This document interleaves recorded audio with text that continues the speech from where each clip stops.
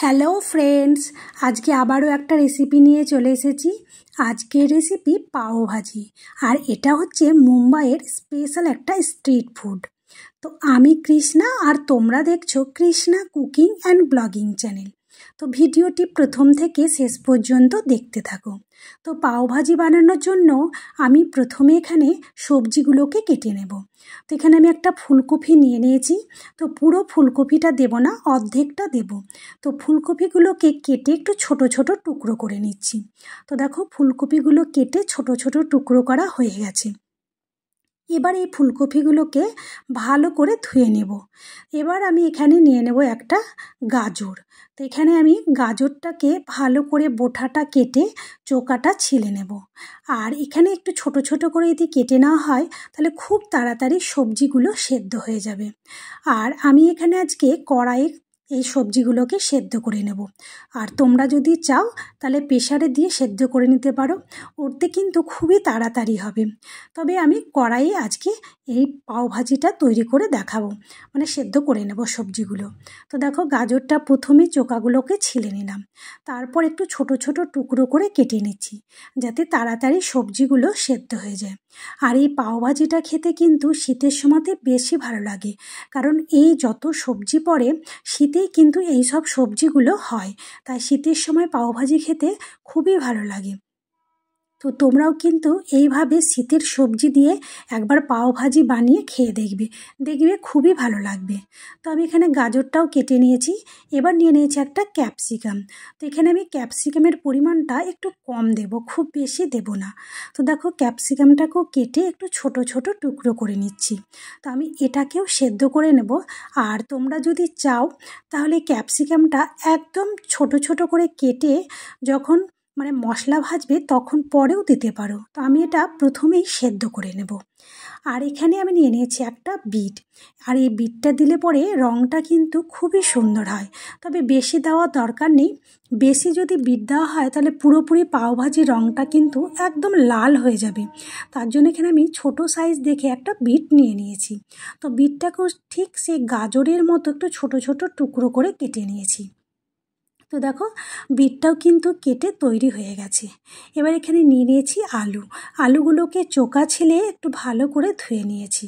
এবার আলুগুলোকেও সেই গাজরের মতনই পিস করে কেটে নিচ্ছি, মানে সমস্ত কিছু কিন্তু একই রকমভাবেই কেটে নিচ্ছি। তো এখানে আলুর পরিমাণ আর ফুলকপির পরিমাণটা একটু বেশি, বাদবাকিগুলো একটু কম আছে। তো এবার নিয়ে নিলাম এখানে মটরশুঁটি। এবার মটরশুঁটিগুলো চোকা ছিলে ছাড়িয়ে নেব। তো এখানে আমি একটা বাটি নিয়ে নিয়েছি, বাটিতে চোকাগুলোকে ছিলে দানাটা রেখে দেব। আর এই মটরশুঁটি, গাজর, যত সবজি দিচ্ছি এত সুন্দর লাগবে খেতে কি বলবো। আর এগুলো সবই কিন্তু শীতের সবজি, তাই শীতের সময়তেই এই পাওভাজিটা খেতে বেশি ভালো লাগে। তো দেখো, সমস্ত কেটে সবজি ধুয়ে নিয়েছি। আর সব থেকে কম নিয়েছি এখানে ক্যাপসিকাম, একদম অল্প নিয়েছি। তারপরে বিট নিয়েছি ছোট্ট একটা। এবার আমি গ্যাসের মধ্যে কড়াই বসিয়ে দিলাম আর দিয়ে দিলাম জল। এবার দেখো, জলটা গরম হয়ে এসেছে। এবার সবজিগুলো দিয়ে দেব। তো সমস্ত সবজি আমি এই কড়াইয়ের মধ্যে দিয়ে দিলাম। দিয়ে এখানে দেখো, জলের পরিমাণটা একটু কম আছে, আর একটু জল আমি দিয়ে দেব। তো তোমরা যদি প্রেশার কুকারে করো তো জলের মাপটা ঠিকঠাক বুঝে প্রেশারে সিটি দিয়ে নেবে, দেখবে খুব সহজেই কিন্তু তাড়াতাড়ি হয়ে যাবে। তো এখানে আমি মটরশুঁটিটা দিয়ে দেওয়ার পর আরও বেশ কিছু পরিমাণ জল দিয়ে দিলাম। আর দিয়ে দিলাম 1 চামচ মতো লবণ। আর দিয়ে দেবো 1 চামচ তেল। তো আমি এখানে রিফাইন তেল দিয়েছি, তোমরা চাইলে 1 চামচ বাটারও দিয়ে দিতে পারো। এবার আমি তেল আর লবণটাকে সবজির সাথে খুব ভালো করে একটু মিশিয়ে নেব। আর লবণটা দিয়েছি কারণে যে খুব তাড়াতাড়ি সবজিগুলো কিন্তু সেদ্ধ হয়ে যায় লবণ দিলে, তার জন্য আমি এখানে লবণটা দিয়ে দিয়েছি। এবার ঢাকা উঠিয়ে আমি দেখে নেব যে সবজিগুলো কতটা সেদ্ধ হয়েছে। তো ফুলকপি, আলু এইগুলো কিন্তু সেদ্ধ হয়ে গেছে। আর গাজর আর বিটটা এখনও কিছুটা পরিমাণ সেদ্ধ হবে। তো আবারও আমি ঢাকা দিয়ে রেখে দিলাম। এবার এখানে দেখো, আমি মশলাগুলো রেডি করে নিয়েছি।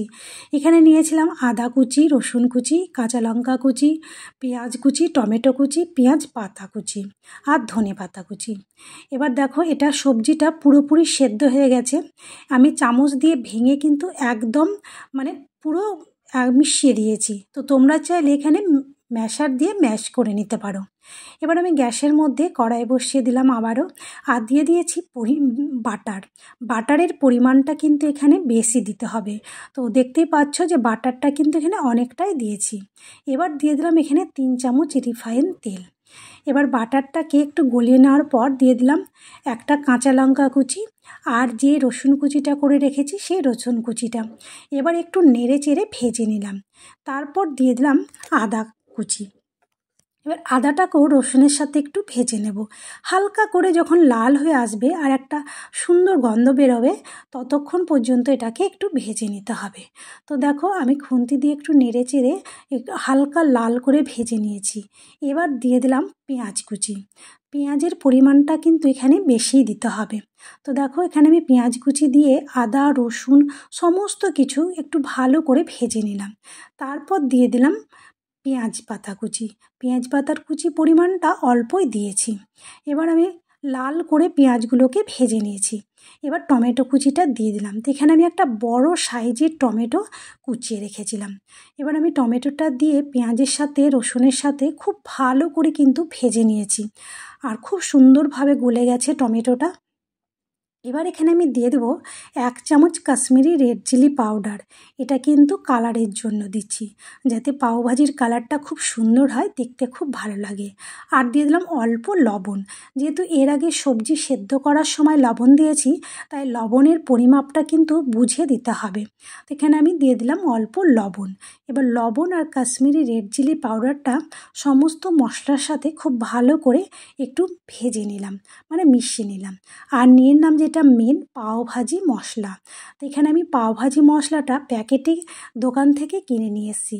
তোমরা চাইলে বাড়িতে তৈরি করেও পাওভাজি মশলাটা দিতে পারো। তো এখানে আমি 3 চামচ মতো পাওভাজি মশলা দিয়ে দিলাম। তো সবজির পরিমাণ অনুযায়ী কিন্তু পাওভাজি মশলাটা দেবে। এবার আমি এখানে দিয়ে দিলাম ধনেপাতা কুচি। দিয়ে সমস্ত কিছুকে ভালো করে একটু মিশিয়ে নিলাম। আর দিয়ে দিলাম অল্প একটু জল, যাতে মশলাটা খুব সুন্দরভাবে কষানো হয়ে যায় আর তলাতে বসেও না যায়। তো দেখো মশলাটা কিন্তু খুব সুন্দর করে কষানো হয়ে গেছে, আর দেখেই বুঝতে পারছো যে কতটা সুন্দর হয়েছে। তেলও ছেড়ে দিয়েছে কিন্তু মশলা থেকে।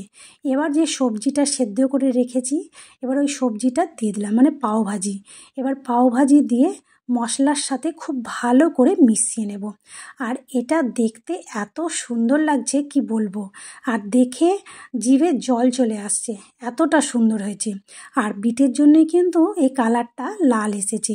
তো এখানে যদি বেশি বিট দিয়ে দিতাম তাহলে কিন্তু কালারটা অনেকটা লাল হয়ে, তো দেখতে কিন্তু খুব একটা ভালো লাগতো না। আর এই কালারটা কিন্তু একদম পারফেক্ট। তো পাওভাজি তৈরি হয়ে গেল। এবার একটা উপর থেকে তড়কা লাগাবো।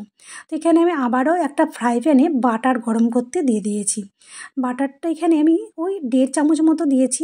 আর দিয়ে দিলাম অল্প কাসুরি মেথি, অল্প একটু কাশ্মীরি রেড চিলি পাউডার আর 1 চামচ পাওভাজি মশলা। এবার ভালো করে মশলাটাকে বাটারের সাথে মিশিয়ে নিলাম। এবার আমি পাওভাজির মধ্যে পুরো মশলাটা ঢেলে দিলাম।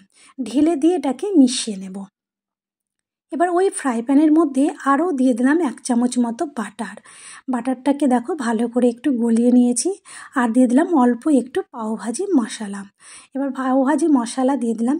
এখানে আমি ব্রেডটা এই মশলা আর এই পাওভাজি মশলা আর এই বাটারের মধ্যে খুব ভালো করে একটু সেঁকে নেব।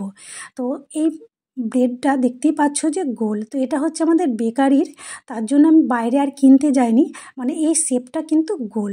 তোমরা চাইলে দোকান থেকে কিনে যে চারকোনা ব্রেডটা হয় সেটাও নিতে পারো। তো দেখো আমি খুব সুন্দর করে সেঁকে নিয়েছি, আর একদম লাল লাল করে সেঁকে নিয়েছি। আর মশলাটা যেহেতু দেওয়া আছে তার জন্য আরও বেশি সুন্দর লাগছে দেখতে, আর খেতেও কিন্তু খুব সুন্দর লাগবে। তো এইভাবে মশলা দিয়ে সেঁকে নেবে। তো দেখো তৈরি হয়ে গেছে গরম গরম পাওভাজি। তো তোমাদের যদি এই রেসিপি ভালো লেগে থাকে অবশ্যই একটা লাইক করে দেবে, আর কমেন্ট করে জানাবে কেমন হয়েছে। আর যারা এখনও আমার চ্যানেলটি সাবস্ক্রাইব করোনি, চ্যানেলটিকে সাবস্ক্রাইব করে দেবে। আর যারা ফেসবুক থেকে দেখছো একটা ফলো করে দেবে। এবার প্লেটের মধ্যে নিয়ে নিয়েছি ব্রেড আর পাওভাজি। উপর থেকে দিয়ে দিলাম একটু বাটার, সাইডে দিয়ে দিলাম পেঁয়াজ, আর উপর থেকে একটু লেবুর রস। তো তোমরাও কিন্তু এইভাবে বাড়িতে পাওভাজি বানিয়ে খেয়ে দেখবে, দেখবে ভীষণ ভালো লাগবে। সবাই তো আর মুম্বাই যেতে পারে না, তো বাড়িতেই তৈরি করে খেয়ে দেখবে, দেখবে দারুণ লাগবে। তো আজকের মতো ভিডিও এখানেই শেষ করলাম।